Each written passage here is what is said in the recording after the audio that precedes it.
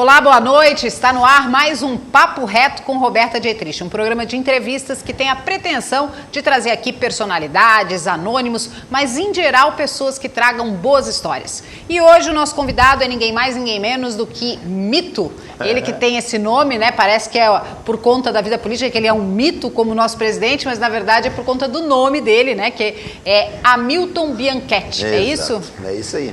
Bom, nós vamos conversar sobre a vida política, sobre a trajetória pessoal e para que você conheça um pouco mais deste pré-candidato à presidência da Câmara de Vereadores de Camboriú. Bom, Mito, você foi vereador tampão, que a gente chama mandato tampão, né, por 2 mandatos, porque foi eleito suplente e aí acabou assumindo com a saída do titular e em 2016 finalmente se elege. E agora está reeleito para a vereança em Camboriú. Mas vamos começar lá atrás. Da onde vem esse menino, o Hamilton? Nasceu onde? Numa família com qual composição? Então, né? Boa tarde, boa noite, na verdade, né? Boa noite e agradeço a Roberta aí pelo espaço. Vereador Mito, mas Mito, porque primeira pergunta, Mito veio de onde? Mito veio de criança, né? Porque é um diminutivo, né? Hamilton, daí ficou Milton, Mito, Bito, e aí lá de pequeno já veio o Mito, né? E nós viemos lá da cidade de Rio do Sul, né? Já nas décadas de 70 e pouquinho ali, 77, 78, eu tinha 6 anos por aí. Então, falecido pai, na verdade, veio, acredito, tentar a vida, né, lá é agricultor, aqui, veio para cidade grande, vamos dizer assim, né? Ou cidade na urbana, né? Saindo da área rural, saindo daquela questão da agricultura, né? Como acontecia muito antigamente.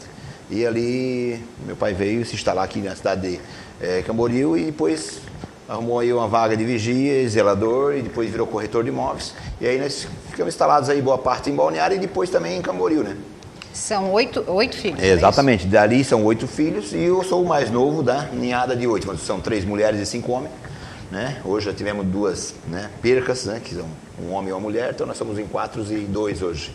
Então são 6 hoje, mas viemos com 8 filhos lá. O pai dizia que antigamente tinha 8 filhos porque o governo dava um certo subsídio aos agricultores que tivessem o 8º filho, né? Comentava isso, eu não sei. Ou seja, tu só nasceu por causa do subsídio. Tá vendo? O governo, tem que agradecer o governo, não sei na época quem era o governo, mas é por aí, ele comentava isso. Bom, aí esse menino chega em Camboriú com 6, 7 anos, faz a sua vida aqui, encontra sua esposa, constitui família, mas muito antes disso, ainda menino, né, numa época em que não existia leis que protegiam o trabalho infantil, você começou a trabalhar muito novo, Mito? Na verdade, todos os meus irmãos, né, eu era o mais novo, eu digo que eu que menos trabalhei, porque eu sou o mais novo, né, então os mais velhos sempre sofriam mais, acredito eu. Até engraxava sapato, eu não, mas eu ia junto, né, eu lembro que eles engraxavam sapato e eu ia junto, às vezes e tal. Porque também não tinha onde ficar, ou, enfim. Então, é isso aí, a gente começou desde muito novo, desde fazer trabalho de rua, entregar folheto, vender picolé, vender jornal na época, na praia, por tudo, né? Até, na época a crise era grande, digamos, nós vinha na rede, a gente falava, vamos na rede, puxar a rede, ajudar a puxar a rede até para ganhar um peixe, um quinhão de peixe, então... Foi uma infância muito humilde. Foi bem humilde, assim, graças a Deus, fome nunca passamos, né? Mas não tínhamos luxo nenhum. Bom, diante disso tudo, obviamente, os 8 irmãos não tinham muitas perspectivas de estudo. O próprio pai, né, não incentivava, não tinha essa visão, é isso, Mito? Sobre o estudo, realmente. Como o pai também, no máximo que ele tinha era a 3ª série, porém ele era um grande comerciante, ele sempre lidou com o comércio, tentou negociar, tanto é que no fim ele virou até corretor de imóveis. Na época também provavelmente não tinha tanta exigência, mas ele conseguiu ser um corretor de imóveis aí, até na época bem sucedido. E os outros irmãos também não conseguiram seguir estudo, né, ou ensino superior, por exemplo, claro, todos alfabetizados e tudo mais, mas não com faculdades, né? E eu também não consegui. E aí depois de certo tempo que a gente entrou na política, que a gente conseguiu conciliar a questão econômica com a questão de tempo também, para poder, e também sentiu a necessidade de estar dentro da política sem um curso superior, isso tinha a nossa dificuldade. E hoje, graças a Deus, a gente tem um certo conhecimento, né? Não quer dizer que a gente sabe tudo, mas um certo conhecimento, hoje formado bacharel em Direito. Né? Vamos falar um pouquinho de família. Casado com quem, há quanto tempo, 2 filhos, fala um pouquinho pra gente da família. Então, né, eu casado aí com a Eliane Vicente, que é família tradicional ou já pioneira aí da cidade de Camboriú, nascida, né? É uma raiz ali, a gente não é nascido aqui. E tenho 2 filhos, um de 21 anos, hoje tem um de 5 anos também. Hoje a minha esposa tem a floricultura lá no centro de Camboriú. E é isso aí. Essa floricultura marcou, né, a tua vida profissional, porque no final das contas é o sustento da família e como também vocês ganham a vida. Até a floricultura, como é que você pagava as contas de casa? Também a gente tinha outros tipos eu tinha outras profissões também, na verdade. A minha esposa trabalhava sempre na floricultura, mas eu, o maior tempo, fiquei como gerente ou vendedor de loja, a loja aqui de Balneário Camboriú, Instaladora Roça, até citar, se permite. Claro. E hoje meu filho trabalha lá no meu lugar até. Fiquei 7 anos lá, então dali a gente tinha já uma perspectiva. Ela trabalhava na floricultura e eu na Instaladora Roça. Depois fui também trabalhar na área de telefonia, né? A gente trabalhou um bom tempo na área de telefonia. Depois montamos também um pequeno comércio lá no bar, lanchonete, também lá no São Francisco. Ficamos um bom tempo ali. E nesse meio tempo adquirimos a floricultura, onde ela trabalhava já. E aí virou proprietária e a gente conseguiu agregar ali como um comércio da família, na verdade. Né? Ô Mito, e quando é que surgiu essa vontade de entrar na vida política? Então, na verdade, lá no ano 2000, meu irmão foi candidato a vereador. E ele só não conseguiu o êxito também. Ele fez uma boa votação, ficou segundo suplente na época. Na verdade, eu nunca tive esse sonho, não estava isso plantado. Mas a gente sempre teve aquela política de boa vizinhança, eu falo que é. O que é a política de boa vizinhança? A gente sempre acaba fazendo um favor para um, para outro, sendo prestativo, vamos dizer assim. E a própria situação nos impulsionou. Eles começaram, meu irmão não quis mais ir candidato, tal. Depois daquela eleição, em 2004, não foi nenhum candidato. Em 2008 ficaram naquela, vamos convidar. Aí foi um convidado até na época pelo falecido ex-prefeito Edinho. Não, vamos candidato, é um cara bem visto aqui no São Francisco e tal. Foi nesse momento que, inclusive, aconteceu a tua filiação partidária? Exatamente. Eu nunca também fui filiado a nenhum tipo de... nenhum partido, na verdade. Então, a gente tinha vida pública, até... vida pública não. A vida ativa, né? E participava até da associação de moradores, né? E ali a gente foi tesoureiro na época. Então, a gente estava conhecido no bairro e sempre tentando fazer o bem. Esse era o nosso objetivo, mas não tinha nenhuma pretensão. Porém, aí ficou, eu acho, uma deficiência naquele momento de candidatos ali no nosso bairro e na cidade. Eu pensei, poxa, por que não? Daí teve o convite de um, de outro, daí fui amadurecendo a ideia com a esposa, com a família, né? Primeira reunião que eu fiz foi dentro da minha casa. Eu digo que política se começa dentro de casa, né? Primeiro com a ala dos meus irmãos, que eu falei que tinha esse convite, a possibilidade, e todos eles realmente aprovaram, disseram, não, vai que nós temos teu apoio. E depois fiz com a ala também da minha esposa, que é todos os irmãos dela e tal, e todos eles também não teve nenhum voto negativo, vamos dizer. E aí dali a gente se filiou na época, né, no partido do ex-prefeito, que era o PSDB, na época, e fomos candidatos em 2008. E aí ali você fica como primeiro suplente. Já com a primeira eleição, até eu fiquei assim já entusiasmado e contente com o resultado, porque da época eu nunca tive nenhum tipo de cargo público, não era tão conhecido na cidade, acredito eu, porém fiz 624 votos. Fui o 10º mais votado da cidade, tinha 10 cadeiras, hoje já temos 15. Na época tinha 10 cadeiras, eu fui o 10º mais votado da cidade.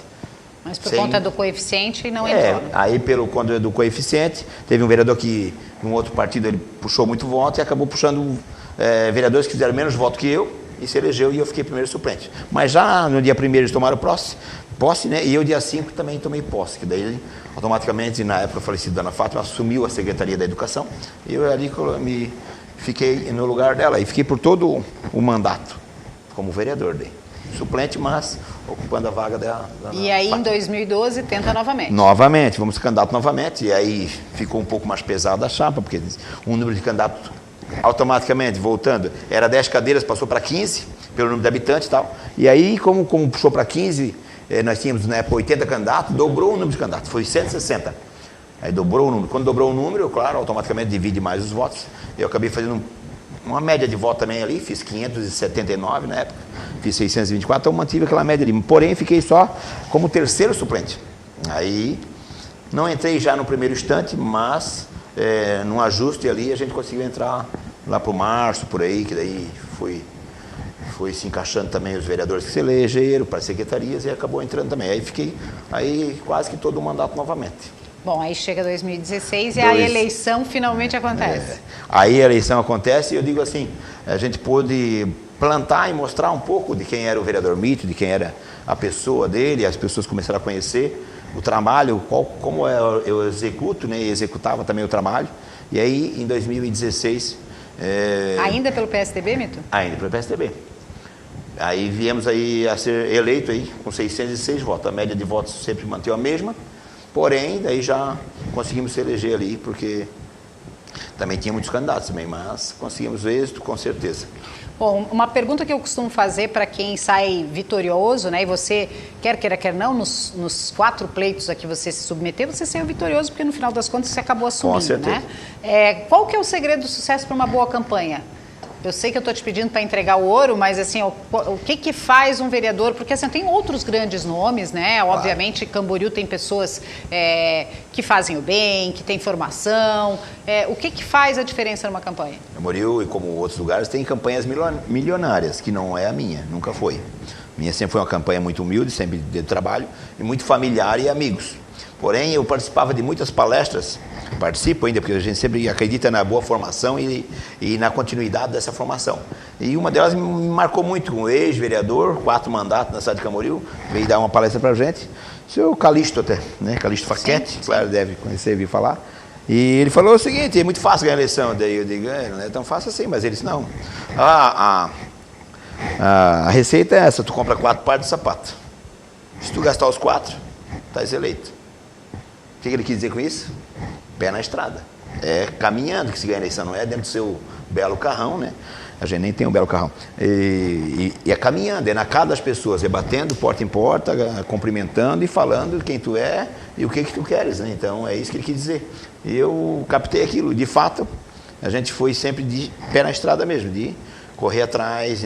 Eu digo, preguiça não tem. Então a gente está realmente hoje feliz, né, por estar aí, vamos dizer, 12 anos, indo para 16 anos de vida pública, de trabalho prestado, eu digo assim, né? De semente plantada. Eu digo que é a semente do bem que a gente vai plantando ao longo do tempo, né? Muitas vezes a gente ajuda até inimigos, às vezes políticos, vamos dizer assim, né? Que inimigo acho que eu não tenho.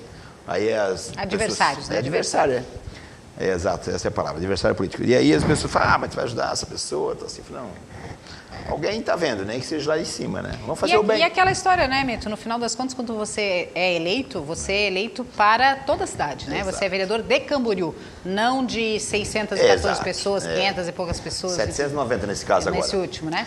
Bom, eu costumo sempre, até me empolguei aqui com o começo da entrevista, eu costumo sempre oferecer um bolinho. Sim. Eu vou fazer isso agora. Pois estava me dando água na boca, eu disse, será que ela não vai me oferecer? Pois não, isso aqui é um bolinho de chocolate hoje. Olha que maravilha. Toda semana todo dia a gente tem um bolinho aqui para oferecer para os nossos convidados. Essa semana nós escolhemos o sabor aí de um bolinho de chocolate, porque bolinho sempre tem uma coisa de memória afetiva, lembra a casa do pai e da mãe, da vovó. Isso mesmo. Por favor. Aqui. E enquanto a gente prova o bolinho, a gente vai aqui para um rápido intervalo e na volta a gente vai falar com o vereador Mito sobre o primeiro mandato, os desafios, as frustrações. Será que ele tem para contar? A gente volta já já.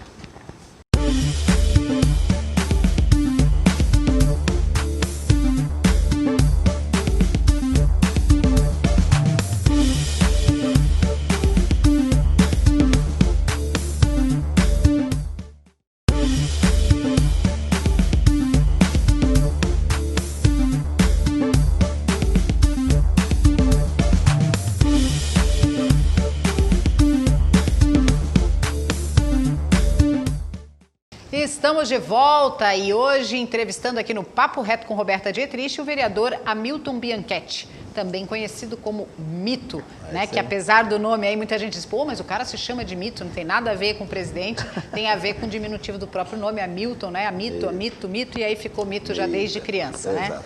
Bom, falando do primeiro mandato, né, finalmente aí eleito em 2016, mas já tinha essa experiência de Câmara, né? Quando você começou a trabalhar na vida pública, o que mais te empolgou e o que mais te decepcionou? Na verdade, vou voltar lá em 2008, quando eu entrei a primeira vez, digamos, cru, né, dentro de uma Câmara de Vereadores, tinha apenas o ensino médio na época, então a gente, primeiro fato, a gente sentiu já uma dificuldade em conhecimento de leis, né? Porque às vezes a gente acha que o vereador, né, tem outra visão, eu penso assim, eu acho que eu tinha outra visão. Primeiro que eu poderia fazer, bom, agora eu me elegi, eu estou como vereador na época, vou poder fazer, tudo, né? Vou vou ficar maravilhoso, a cidade, o meu bairro. Então, Vou a mandar primeira asfaltar, decepção é essa. vou construir escola. A primeira não decepção nada é essa, que eu disso. descobri que o vereador ele não tem a função de executar. Ele tem a função dele é fiscalizatória, né? Claro que a gente tem a função de levar o conhecimento para o prefeito, para ele aí busca de recursos e tal. Então, começa a dificuldade ali, quando a gente entra, vou fazer isso, vou fazer aquilo, vamos fazer o ginásio de esporte, uma escolinha de futebol, vamos asfaltar a rua e tal. Não deu certo, tipo, não deu para fazer porque nosso papel realmente é um papel fiscalizatório, né? Nós fiscalizamos as contas do prefeito, fiscalizamos as obras, fiscalizamos toda a estrutura da prefeitura, né? E aí a primeira decepção, de certa maneira, foi ali, né? Poxa, não dá para fazer. O que dá para fazer então? Não, o que dá para fazer é através de indicações, requerimentos, pedido, usar também politicamente o nosso nome para se aproximar do prefeito e que as obras, colocar o entendimento dele que as obras têm aquela importância para acontecerem. Então é isso. Ô Mito, mas os teus 2 primeiros mandatos vêm acrescido de uma grande vantagem, que você era vereador da situação. Isso é verdade. Né? Isso cria um trânsito mais fluido. Quando um vereador do próprio partido pede, né, um calçamento, um asfalto, alguma coisa numa rua, tem um outro peso. É verdade. Foi mais fácil? Você sentiu bastante o baque da diferença em 2016, quando aí você entra como oposição? Aí começa a dificuldade, né? A oposição. Porém, eu nunca fui um opositor ferrenho, porque eu acredito na política de boa vizinhança e eu acredito muito na essência das pessoas também. Eu digo, às vezes a pessoa está com intenção e boa vontade de fazer, porém, algo não deixa fazer. E nosso algo sempre em Camboriú sempre foi o orçamento, né? O orçamento do município é um orçamento muito pequeno, até comparando aí com os municípios da região. Então, essa é a nossa dificuldade. Porém, então, quando a gente era da situação, claro, como você falou, nós temos a porta aberta, uma linha direta com os secretários, até com o prefeito, na época prefeita também. Então, era mais fácil. Quando a gente veio para 2016, aí esbarramos aí na oposição e até depois, na sequência, achamos por bem se aliar, né? Junto ao povo, vou dizer assim, não vou dizer junto ao prefeito, você aliar junto ao povo, porque a política de boa vizinhança tem que ser feita, né? E se a gente precisar se aproximar para a coisa acontecer, é isso que a gente fez. Então, a gente se aproximou para as obras acontecerem, principalmente onde a gente estava mais reivindicando, que é onde a gente mora, onde a gente é mais cobrado, né? Onde também a gente tem o nosso eleitorado mais forte. Você teve um papel decisivo também para fazer um trabalho de educação da população, porque quando em 2008 você se elege, e eu acredito que você bateu de porta em porta, dizendo, não, porque eu vou fazer escola, eu vou fazer... Como é que você voltou para a sua comunidade e disse, olha, desculpa, não é que eu não quero, mas é que o papel do vereador não é esse? Exatamente, aconteceu justamente isso, a gente sentiu essa dificuldade e voltou. Depois, cada reunião que a gente fazia, cada conversa, a gente trazia, pessoal, a gente está pleiteando essa obra, porém, nós, vereadores, né, nós tínhamos uma visão diferenciada e hoje estamos vendo que realmente a gente pode ou não pode fazer.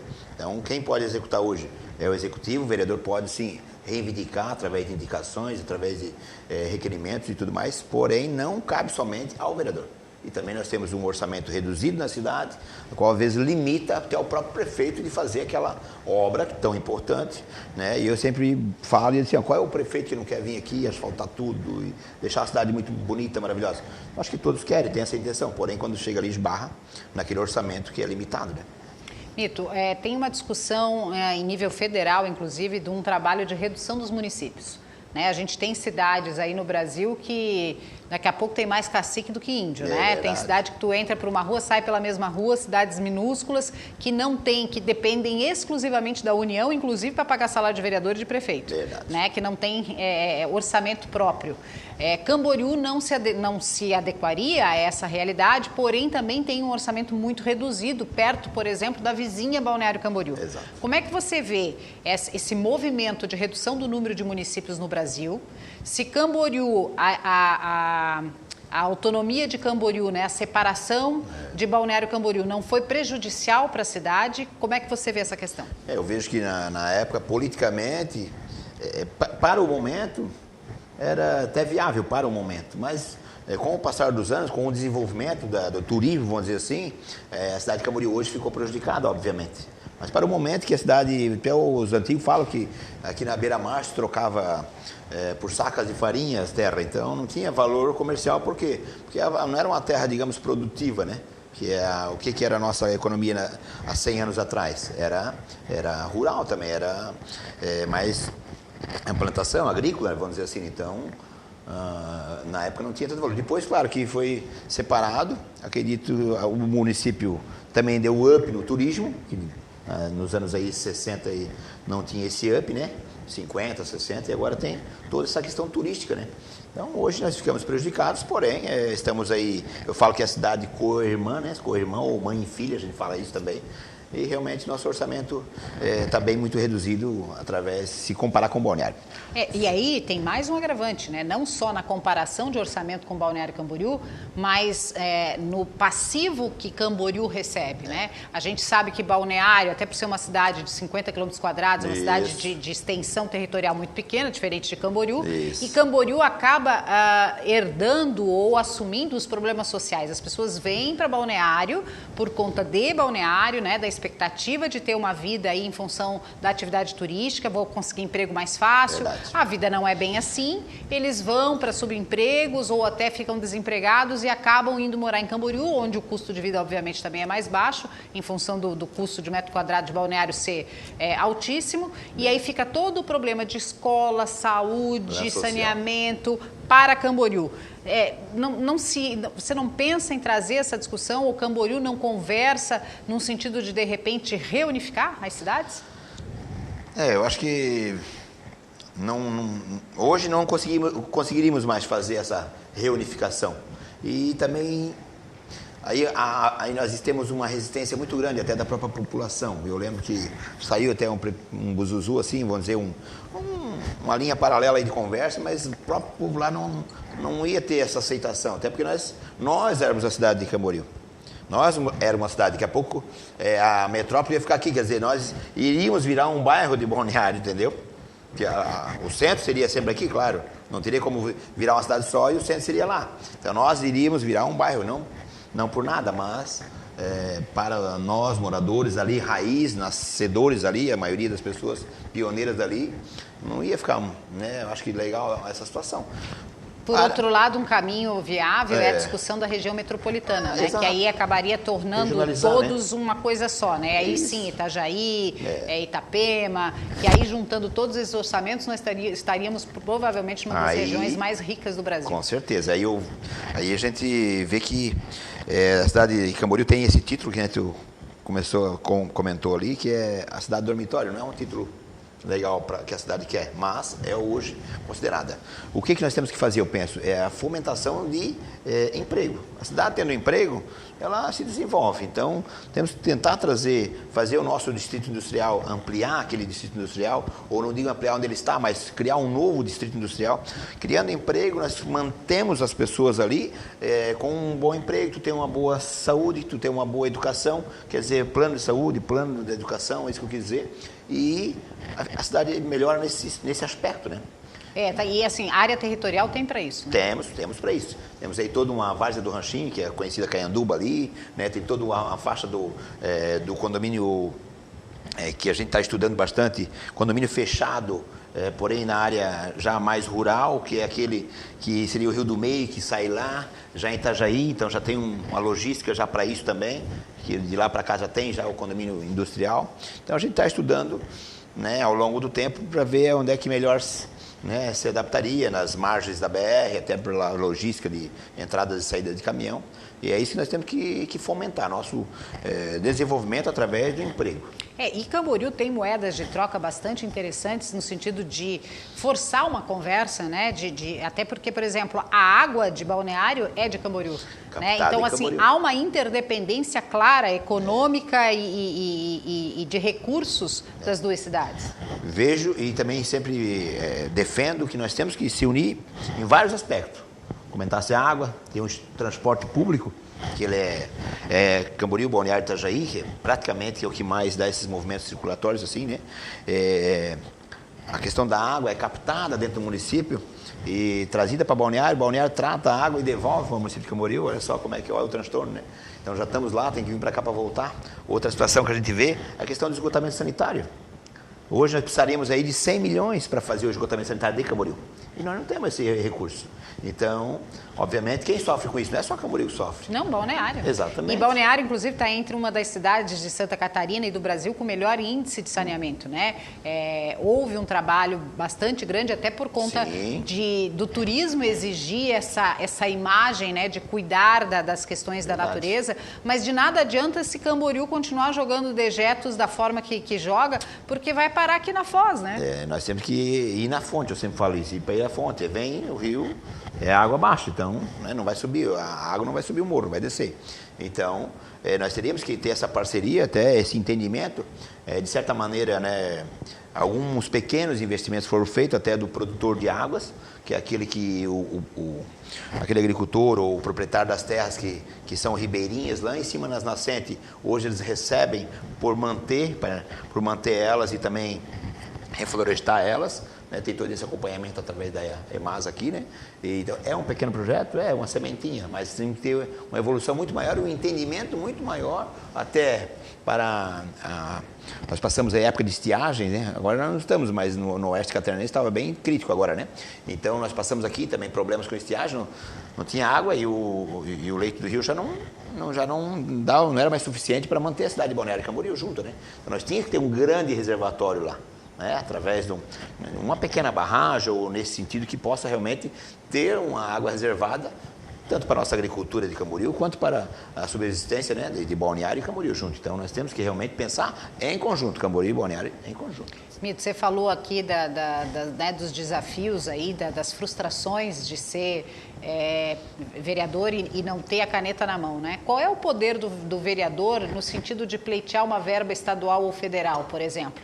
Né, você, no exercício da função, chegou a acompanhar a prefeita na época, chegou aí a Brasília, essa conversa do vereador, se às vezes para pedir para o prefeito já é difícil que ele execute, qual a força que um vereador tem de pleitear alguma coisa fora do seu município? Eu vejo que é até mais fácil fora do município. Por quê? Porque nós usamos, na verdade, o lobby político. O que é o lobby político, eu penso? E que, na verdade, os deputados precisam do vereador Mito para a próxima eleição. Preciso do prefeito também, né? Preciso de toda... então, por que a gente às vezes trabalha... está trabalhando para aquele deputado por quê? Não, porque quando eu precisei de uma verba, né, para a área da saúde, ele foi lá e disponibilizou para educação, para isso. Mas são pequenas verbas. A gente vai lá, nós estivemos em Brasília agora, nessa semana, inclusive o prefeito junto, eu, o vereador reeleito, o prefeito reeleito, também o vereador Piteco, o vereador Fabiano Olegário, que também foi reeleito. E então, nós conseguimos lá de imediato já 400 mil para fazer 400 mil reais, né, com o deputado Jorge Guetta, para fazer um novo pórtico na cidade. Mas por que o pórtico poderia investir lá na saúde? São dinheiros específicos para aquela, tem o dinheiro para o turismo. Então, não dá para tirar do turismo e colocar lá na saúde. Então, tem que ser investido ali no turismo. Então, para isso, ele já disponibilizou, 400 mil. Para nós, senhor, é um bom valor, mas para investir numa cidade é um valor muito irrisório, muito pequeno, né? Não dá para fazer quase nada. Bom, então, calma lá que a gente vai falar dos desafios do próximo mandato, o que o senhor pretende fazer. Vamos falar da lei da ficha limpa, que foi uma das suas conquistas no mandato anterior. A gente volta, então, já com o Papo Reto com Roberta Dietrich, hoje falando com o vereador Mito de Camboriú.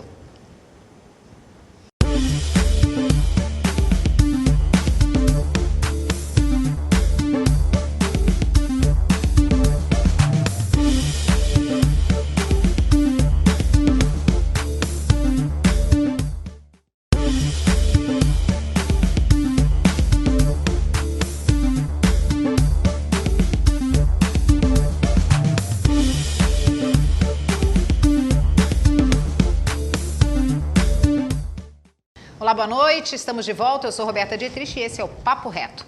Hoje recebendo aqui o vereador Mito da cidade de Camboriú. Ele que falou da infância pobre, já falou das frustrações do poder do vereador ser bastante reduzido em relação à execução de obras, dos pedidos, dos pleitos, de reunificar ou não Camboriú e Balneário. E agora vamos falar então do que ele fez de bom no primeiro mandato e qual é a promessa para o próximo mandato. Bom, um dos destaques desse mandato anterior foi a lei da ficha limpa, que impede que alguém que tenha algum processo seja nomeado para um cargo comissionado. Essa é o cerne da questão?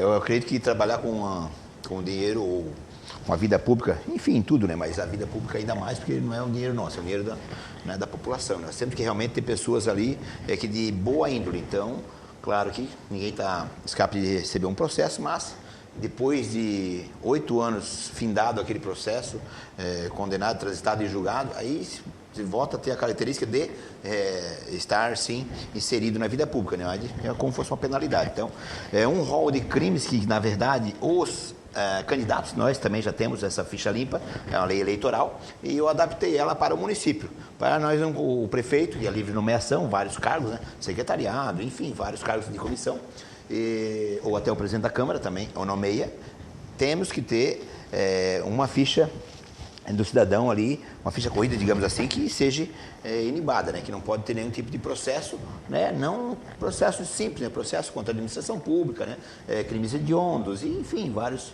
E a gente, na época, até algum jornalista me questionou, disse assim, não, mas vai ser muito difícil tu aprovar, né? Até porque nós ia ter que mandar alguém embora. Alguns casos que a gente tinha conhecimento, sim. Era poucos, mas tinha.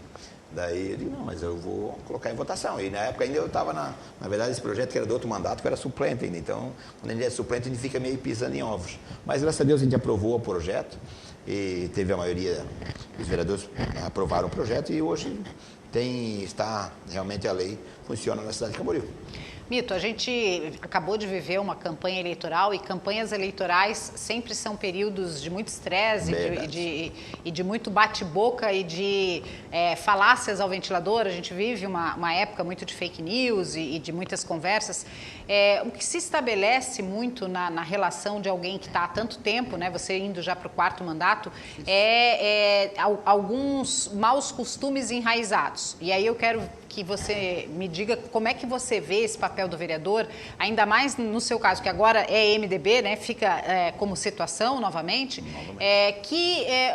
o prefeito chega para o Mito e diz assim, ó, Mito, nós temos aqui os cargos comissionados, queremos saber se você tem alguma indicação. Isso não te deixa de rabo preso, com o perdão da expressão? Na verdade, eu acredito que os cargos já são livre nomeação e cargo de confiança, a gente fala. Se é para ser um cargo de confiança, justamente tu tem que indicar alguém que tu tenha confiança. Então, tenho essa visão, né, de tu Mas colocar... por que cargo para o vereador? Não seria uma premissa, no caso, do executivo? Mas na verdade não tem cargo para o vereador. Quem tem é o executivo. Nós não nomeamos ninguém. Mas vereador. Indicação há? Pode acontecer. Até porque pode até acontecer uma consulta. Quando a gente é vereador da base, a gente é consultado sobre, não eu exatamente, mas é colocado em nomes na mesa, né? Para dizer, o nome do João, do Pedro, da Maria, ou de quem for que seja, o que vocês me dizem para essa pasta, se tem alguma objeção ou tem alguma, algo contra ou a favor, então é colocado. Mas, foi o vereador Mito que indicou. Na verdade, nós não indicamos, né? Quem indica realmente é o prefeito. Certo, e agora vamos falar da presidência da Câmara, né? Legal. Vai se decidir aí nos primeiros dias de janeiro e você seria um pré-candidato. Lembrando que já houve em algum momento uma lei em que o mais votado assumia automaticamente a presidência da casa. Não é o caso agora, não vale mais isso, e sim é uma votação interna entre os eleitos. Já há uma costura nesse sentido pelo seu nome? A gente vem conversando, até pela experiência de Câmara que a gente tem, né? São 12 anos de Câmara, eu digo assim, então, por também ter conhecimento jurídico, né? Sendo bacharel em Direito, a gente tem essa vontade. E já coloquei meu nome à disposição ao partido, né? Junto com o prefeito, deixei bem já claro que a gente tem essa vontade. E também não deixei somente ao prefeito, sim, com os demais vereadores. É claro que cada um tem o seu direito, a sua vontade de ser, acredito eu. E na hora certa a gente vai estar sentando e vendo qual seria a melhor opção até para poder agregar, né? Quem é que vota? A pessoa às vezes fica na confusão, mas quem é que vota para ser o presidente?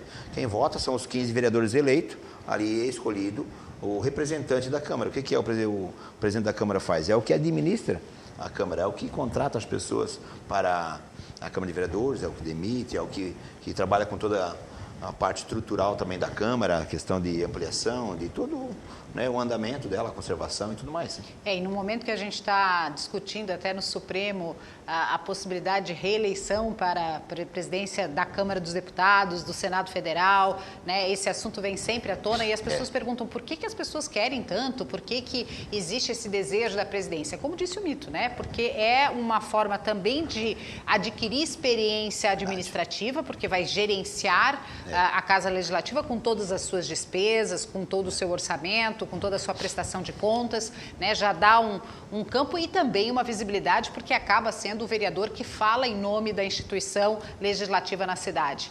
É com esse objetivo que você está buscando a presidência? É esse o objetivo, a gente se tornar ainda mais a vitrine, né? E até porque a gente já está no 3º para 4º mandato de vereança, possivelmente a gente pode estar pleiteando algo numa próxima eleição, um cargo acima, né? Adiantou a pergunta, né? Que era isso, porque a gente está no 2º mandato do Dr. Elcio, né? Exatamente. E aí ele não pode se reeleger. Exatamente, né? Essa é a pergunta de quem será o próximo segmento do nome, né? Nós somos do mesmo partido hoje, né? Somos do MDB, então a gente tem experiência de Câmara, quer também. E o pessoal pergunta, e agora, Mito, como vai ser esse mandato? Esse mandato vai ser o mesmo que eu já fiz antes, mas melhorado, sempre tentando fazer algo a mais e também estar mais presente ainda com a comunidade, que uma das maiores reclamações que a gente recebe na rua é a falta da presença do vereador ali, presença mesmo, dele estar indo lá pessoalmente, lá falar com o cidadão. Por que só vem aqui em casa agora na eleição? Eu digo, essa é uma maior reclamação de Camboriú, né? Porque o pessoal de Camboriú já tem aquela tradição, né? Que o vereador vai na casa, conversa, né? Pede o voto, fala com a família, né? Ele que seja ainda aquela característica de cidades menores, mas uma cidade hoje aí com quase 100 mil habitantes, né? Mas ainda está com aquela característica de estar tendo que ir lá e pedir o voto e tudo mais. E a gente quer fazer esse mandato mais presente agora. Mito, a gente destacou a lei da ficha limpa, que você conseguiu aprovar. Que outras indicações, proposições e leis e até alterações na lei orgânica do município você contribuiu para a cidade no primeiro mandato? Muita coisa a gente contribuiu ao longo do tempo, né? E umas que a gente quer citar vem junto com aquela frustração que a gente recebeu quando chegou na Câmara e quis fazer alguma coisa e disse, não, tu não tem orçamento, tu não vai fazer porque não dá.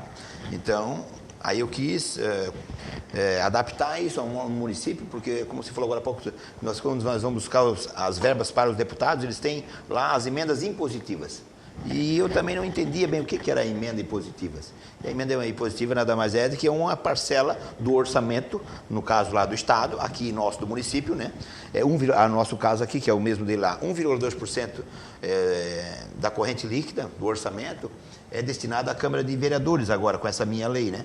E eu copiei, na verdade, obviamente, da lei estadual, conversando com os deputados estaduais e eles que me orientaram nesse sentido, que vocês podem também ter essa verba para vocês destinar especificamente àquela obra. Então, hoje, a partir do ano que vem, até eu fiz questão de colocar somente agora no final do ano, para não atrapalhar todo o andamento, e independente de quem seria o prefeito futuro, nós estaremos colocando e colocamos a lei foi aprovada, foi uma emenda na lei orgânica, que 1,2% do orçamento é destinado à Câmara, no caso, a cada parcela de vereadores, para eles indicar algo mais específico. Eu queria pavimentar aquela obra, aquela rua, por exemplo, queria construir um ginásio. Claro que nós temos um orçamento pequeno, né? E dentro também desse 1,2%, 50%, metade, tem que ser destinado para a área da saúde.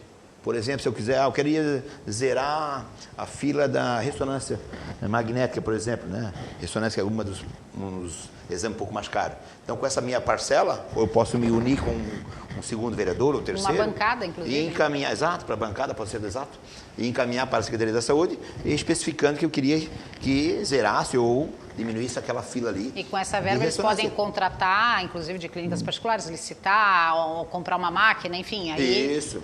Posso também, por uma entidade constituída, né? Dar um exemplo da PAI, por exemplo, o PAI está precisando de um veículo, quer dizer, com essa verba a gente pode também estar destinando uma compra, né? Claro que se o valor alcançar, aquela coisa, vai ter que fazer aquela matemática, dizer quanto que dá o orçamento, quanto que dá essa corrente líquida, e quanto que vai dar cada vereador. E aí pode fazer também emenda de bancada. Exatamente as emendas impositivas hoje, Camboriú já é lei, na lei orgânica que até estava conversando com o nosso contador essa semana, até para ver como é que vai ficar, porque a gente, como é novo ainda, como é que vai ser ainda alinhado isso, né? Como que vai ser esse documento, que é um documento novo para a gente. Né? Vereador Mito, quais são os grandes desafios para esse mandato que começa em 1º de janeiro? Eu acho que nosso desafio vai ser o trabalho. Né? O trabalho, como sempre, porque ainda bato naquela tecla. Nós temos um orçamento muito pequeno. Nós queríamos fazer muitas obras de infraestrutura, principalmente, que nosso município tem uma infraestrutura de mais de 100 anos. Então, nós temos tubulações de 100 anos, pavimentação de 100 anos. Teria que dar um recapeamento asfáltico. Porém, a gente consegue fazer uma parcela, mas não consegue, né, avançar tanto. Então, poder administrar aqueles valores, né, para esses 4 anos, mas que a gente possa também evoluir, né? E, como você falou, buscar sempre algo a mais, buscar sempre um recurso a mais com o deputado estadual, com o deputado federal, não desistir também. Eu vejo que uma coisa que eu aprendi muito dentro do poder público é a insistência e a persistência. Quer conseguir alguma coisa? Quero. Seja chato. Não seja chato. Pô, mas de novo esse cara aqui me pedindo isso, de novo, seja chato. Tu vai conseguir aquilo ali, né? Que é tudo dentro, né, de um cronograma, de um orçamento, tudo mais. Mas pode ter certeza que na insistência e na persistência vai chegar lá. Nós vamos criar aqui um sobrenome para o teu apelido, que é o Mito Cri-Cri. Olha, o cara que... Tem alguns aí que... lá vem ele. Tipo assim, não, mas é porque tu vê a necessidade da população. Às vezes assim, eu vou até dar um exemplo muito banal e simples. Uma boca do lobo entupida. Mas o que o vereador está lá falando na Câmara de Vereadores? Não é para aquele que não passa por esse problema, não entra água na casa dele, ou, né, não tem problema de mau cheiro de esgotamento, coisa assim. Não tem problema nenhum, mas agora aquele que sofre com aquilo ali é um problemão, não é um probleminha, né? Probleminha para aquele que não mora ali, então, para ele, seria não é nada. Como a gente falou lá no começo, o vereador é para todos, né? É para todos e para tudo, na verdade. É uma lâmpada do poste queimada ali, que, meu Deus, 3 meses ali. Mas por que não? Às vezes até porque o morador, ele tem essa visão do vereador que ele está mais próximo. Hoje é o Zap, né? Antes não era o Zap. Eu tenho o Zap, então eu mando o Zap pro vereador. Ele já não manda, não liga mais na secretaria lá da iluminação pública, ele já não liga nas obras. Muitas vezes ele até liga na rádio. Mas aí, mas está 3 meses, a lâmpada queimada aqui. Tá, mas o poder público sabe disso? É a primeira pergunta que eu faria se eu fosse o radialista. Claro que, né? Então é isso aí, a gente é vereador para tudo e para todos, né? Falei agora com Hamilton Bianchetti, ele que é vereador reeleito na cidade de Camboriú, assume o 4º mandato, né, de alguma forma aí no dia 1º de janeiro e pleiteia a presidência da Câmara de Vereadores de Camboriú.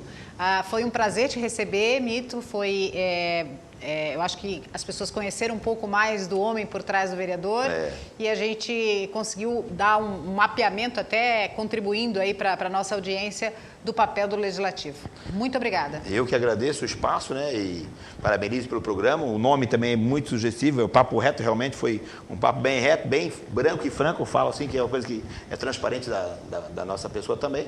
Parabenizo aí, né, Roberto, por esse programa e estou sempre à disposição. Muito obrigada, aproveito para comer um bolinho. A gente se despede aqui hoje do Papo Reto, amanhã tem mais, sempre com uma história bem bacana para contar para você. Boa noite, até lá!